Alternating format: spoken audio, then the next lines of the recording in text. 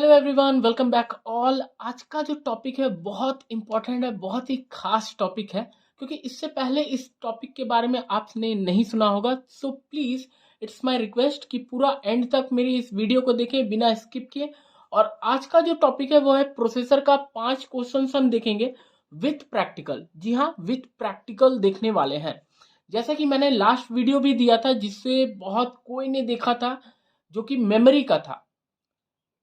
आज का भी जो टॉपिक है वो प्रोसेसर के ऊपर है और उसका मैं प्रैक्टिकल भी दिखाऊंगा, साथ ही साथ उसका आंसर भी बताने वाला हूं।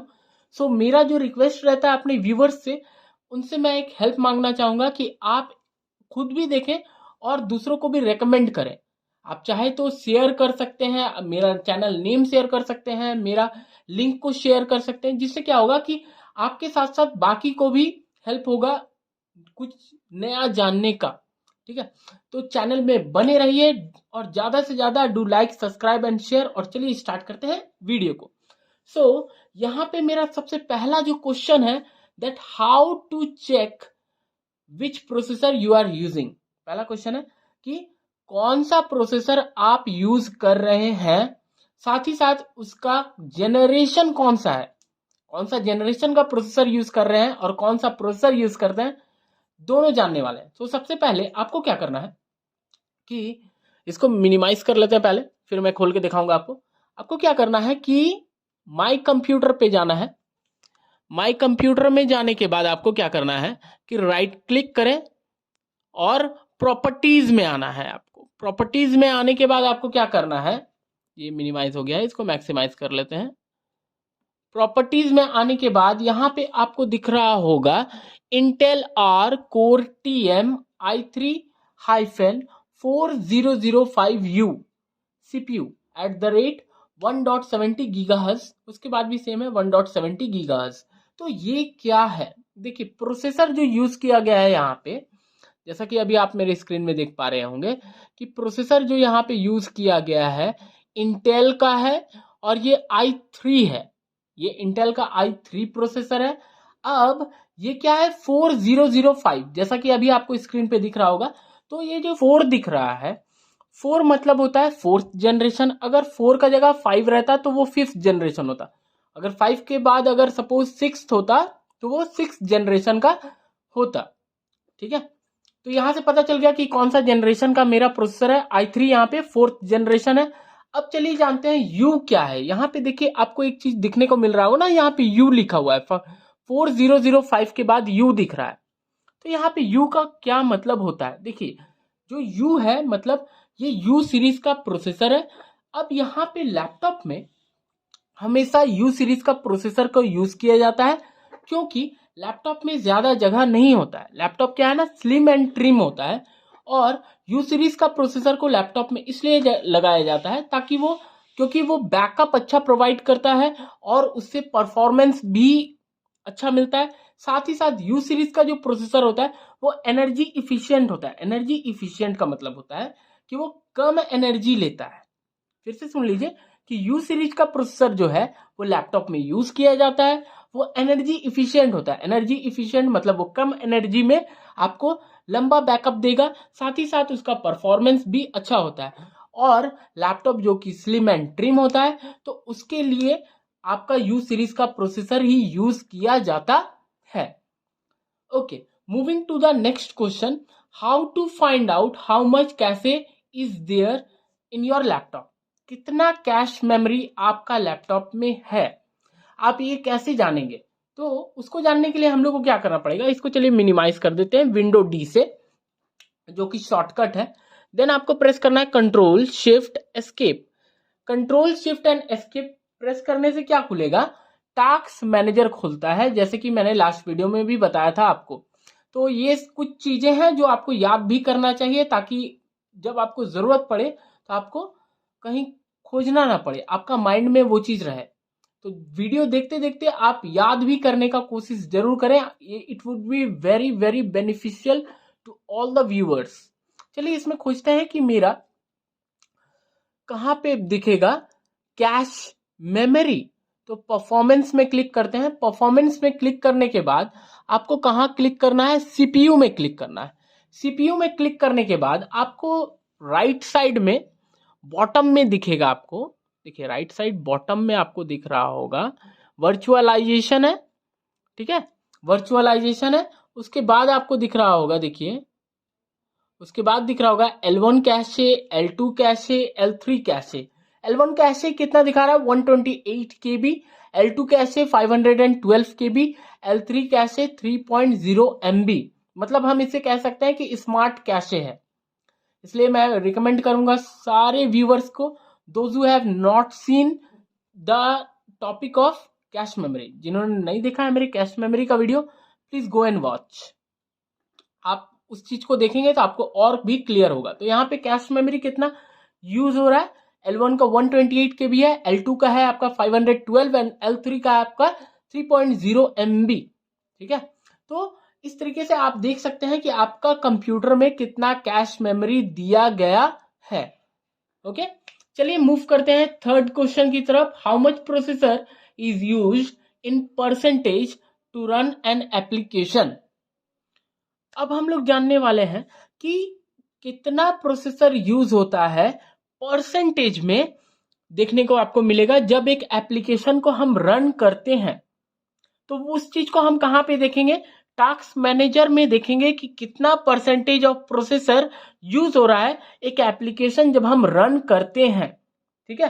तो चलिए खोलते हैं एक एप्लीकेशन, और जो सबसे ज्यादा फैमिलियर है हमसे वो गूगल क्रोम है, उसको डबल टैप करते हैं ताकि वो स्क्रीन में रन करे। देखिए 38%, 58%, 25%, 5%, 12%, 19% ये चल रहा है ना। ये क्यों हुआ, देखिए जब भी प्रोसेसर को कोई नया एप्लीकेशन को रन करना पड़ता है ना, तो उस पर वर्कलोड ज्यादा पड़ता है। और जब प्रोसेसर में वर्कलोड ज्यादा पड़ेगा, या यहाँ यूटिलाइजेशन में भी आप देख सकते हैं, आपको देखने को मिलेगा, तो जब प्रोसेसर में वर्कलोड ज्यादा पड़ेगा देन क्या होगा, प्रोसेसर का परसेंटेज हाई हो जाता है। इसीलिए मैंने इससे पहले एक वीडियो में बताया था कि आप ज्यादा से ज्यादा 2-3 एप्लीकेशन या 4 एप्लीकेशन रन करें, जिससे आपको क्या होगा कि आपका जो हार्डवेयर है, आपका चाहे कंप्यूटर हो, लैपटॉप हो, और साथ ही साथ आपका हार्डवेयर है, उसका लाइफ इंक्रीज होता है। मतलब इंक्रीज तो नहीं होता है बट ज्यादा टाइम तक चलता है, उसका लाइफ आपको ज्यादा मिलेगा, ठीक है। तो इसको जितना अच्छा से यूज करेंगे आपके लिए बेनिफिशियल है। रफ यूज करेंगे देन तो थोड़ा जल्दी होता है ना चांसेस की वो उसका लाइफ कम हो जाता है। ओके, अब चलिए जैसे ही गूगल क्रोम हमने खोल लिया, यहाँ पे 30% आपको दिख रहा होगा, 28% की यूज हो रहा है। न्यू टैब खोलते हैं, देखते हैं न्यू टैब खोलने से क्या फर्क पड़ता है यहाँ पे, ठीक है। तो न्यू टैब खोले हैं, यहाँ 59% दिखाया। अगेन अगर हम कंटिन्यूअसली टैब करते हैं, न्यू टैब के लिए कंटिन्यूअसली प्रेस करते हैं, तो देखिए यहाँ पे क्या दिखाएगा, 59, 71, 80%, 91, 98%, 99%। तो ये पूरी देखा जाए तो एक तरीके से जितना इसका प्रोसेसिंग स्पीड है, जितना प्रोसेसर है, फुल प्रोसेसर लगा था। मतलब इसका है 1.70 है, तो अप्रॉक्स 1.70 का लमसम में पहुंच गया था। 1.68 तो मैंने अभी फिलहाल देखा, आप भी देख सकते हैं कि 1.68 तक पहुंचा था। इस वीडियो को थोड़ा सा बैक करके आपको दिख जाएगा। तो यहाँ पे इसलिए मैंने बताया कि ज्यादा नंबर ऑफ एप्लीकेशन जब आप यूज करेंगे तो प्लीज आप ये भी ख्याल रखें कि आपका सीपीयू में कितना लोड पड़ रहा है, और कैसे देखेंगे, with the help of task manager, ठीक है। चलिए मूव करते हैं नेक्स्ट क्वेश्चन की तरफ, कि क्वेश्चन है why your computer run slow and takes enough time to process. इसका मतलब क्या है कि क्यों आपका कंप्यूटर स्लो चलता है और किसी काम को करने में उसको ज्यादा टाइम लगता है और प्रोसेस करता है। प्रोसेस मतलब जैसे होता है ना, सर्फिंग होता है, गोल गोल घूमता है, टाइम लगता है खुलने में कोई एप्लीकेशन को। देखिए क्या होता है कि आपका जो कंप्यूटर है वो अगर स्लो चल रहा है तो इसका कुछ कुछ कारण है जिसको आपको ध्यान देना चाहिए। क्या कारण है वो मैं अभी आपको बताने वाला हूं। तो यहाँ पे आप सोच रहे होंगे कि मैंने ये क्या बनाया है। देखिए आपका कंप्यूटर क्यों स्लो होता है, और आपका कोई भी एप्लीकेशन हो, चाहे कोई फाइल हो, कोई फोल्डर हो, उसको प्रोसेस होने में टाइम क्यों लगता है, उसको समझाने के लिए मैंने ये एग्जांपल लिया है। तो इसको समझने से पहले एक और चीज समझेंगे। देखिए क्या होता है कि आपका कंप्यूटर अगर पुराना हो रहा है, ठीक है, तो ये भी आपको समझना है कि आपका जो हार्डवेयर कंपोनेंट्स है वो वीक हो रहे हैं, कमजोर हो रहा है, ठीक है। दूसरा चीज, रैम कम होने का वजह से आपका जो कंप्यूटर है वो स्लो वर्क करेगा। क्योंकि देखिए, आप सपोज कीजिए कि आपके पास में 2 GB रैम है, ठीक है, लेकिन यहाँ पे कोई भी एप्लीकेशन है उसका साइज डे बाय डे क्या हो रहा है, इंक्रीज हो रहा है। हर एप्लीकेशन डे बाय डे उसका साइज इंक्रीज हो रहा है। क्यों? क्योंकि हर एप्लीकेशन में कुछ ना कुछ एक नया फीचर लॉन्च हो रहा है। जैसे पहले देखिए, व्हाट्सएप में सबसे पहले क्या था कि 24 आवर्स का स्टेटस लगाने का ऑप्शन नहीं आता था, अब वो इंक्लूड किया गया। उसको इंक्लूड करने के बाद क्या होता था कि जब भी हम लोग प्रोफाइल पिक को देखते थे किसी का, तो सिंगल टैप करते थे तो उसका प्रोफाइल पिक दिखता था। लेकिन अभी एक नया फीचर क्या आया है जो बहुतों ने देखा भी होगा, कि सिंगल टैप करते हैं और अगर ग्रीन उसका सर्कल है, मतलब क्या है कि उससे आप डायरेक्ट स्टेटस में जा सकते हैं, ठीक है। तो फीचर्स जब भी कोई भी एप्लीकेशन में ऐड होता है तो उसका क्या होता है ना, साइज, उस एप्लीकेशन का साइज क्या होता है, MB में बढ़ जाता है। तो आपका तो 2 ही GB रैम था ना, लेकिन उसका साइज बढ़ रहा है, उस एप्लीकेशन का साइज बढ़ रहा है। तो इससे भी प्रॉब्लम होता है कि अगर आप मान लीजिए 5 साल पहले कंप्यूटर खरीदें या लैपटॉप खरीदें तो 2 GB रैम है, तो प्रॉब्लम करेगा। क्योंकि आपका पहला चीज तो एप्लीकेशन का साइज इंक्रीज हो गया, उसके अकॉर्डिंग आपके पास में कम से कम 4 GB रैम होना चाहिए, ठीक है। तो स्लो होने का कारण यह है कि आपका एप्लीकेशन का साइज बढ़ गया, या डे बाय डे आपने क्या किया कि अपना लैपटॉप को फुल कर लिया, मतलब एप्लीकेशन से, डेटा से, तो इसमें स्लो होने का चांसेस बढ़ जाता है। क्योंकि ऑब्वियस सी बात है, आप भी एक एग्जांपल समझिए कि एक रूम है जिसमें बहुत सारा किताब रखा हुआ है, आपको खोजने में प्रॉब्लम होगा। लेकिन अगर मान लीजिए कि उस रूम में 10 किताब है तो उसमें खोजने में प्रॉब्लम नहीं होगा। अगर 100 किताब है तो प्रॉब्लम हो रहा है, 10 है तो प्रॉब्लम ज्यादा नहीं होगा, जल्दी मिल जाएगा, ठीक है। तो आपका हार्ड डिस्क जो है, पहला चीज, हार्ड डिस्क में स्पेस होना चाहिए, जगह होना चाहिए। दूसरा चीज जो है, आप अपना रैम को इंक्रीज जरूर करें, मतलब 2 GB है तो 4 GB करें। अगर आप अफोर्ड कर सकते हैं देन हार्ड डिस्क को रिमूव करके SSD लगाएं, जिससे आपका परफॉर्मेंस बहुत अच्छा देखने को मिलेगा, जिससे आपको जो लैग हो रहा है आपका कंप्यूटर या आपका लैपटॉप, उससे आपको बहुत आराम मिलेगा, उससे दूर हो जाएंगे आप, ठीक है। और मेरा एक खुद का भी सजेशन रहेगा कि आप अपना टेम्प फाइल जो होता है, टेम्परेरी फाइल्स वगैरह, इसको भी हटा दें, क्योंकि बीच बीच में क्लियर करना चाहिए टेम्प फाइल, जिससे आपको स्मूथनेस मिलेगा आपको कंप्यूटर को रन करने के लिए। तो ये कुछ एग्जांपल्स थे। और एक चीज क्या होता है ये भी जान लेते हैं, ये जो लास्ट है, यहाँ पे लिखा हुआ है प्लैटर। देखिए, हार्ड डिस्क का अंदर में होता है प्लैटर, जो कि बिल्कुल इस गोल जो दिख रहा है ना आपको, जैसा बना हुआ है।